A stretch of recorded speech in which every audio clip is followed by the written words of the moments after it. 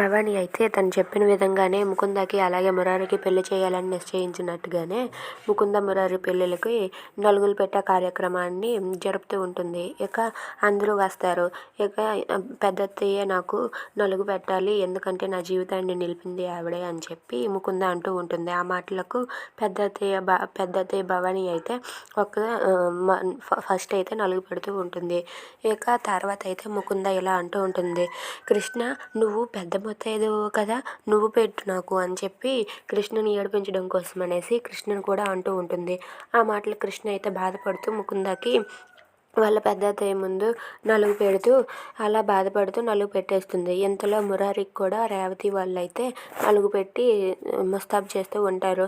ఇక అందరూ నలుగు పెట్టాక మురారి అయితే ముకుందతో ఇలా అంటూ ఉంటాడు, ముకుంద నాకు కానీ నీ విషయంలో ఏదైనా తప్పు కనిపించినా జరిగినా తెలిసినా నేను మాత్రం నీతో మాట్లాడడం కాదు కదా, నీ ముఖం కూడా చూడనని చెప్పి వార్నింగ్ ఇస్తాడు. If you like this video please like, share and subscribe.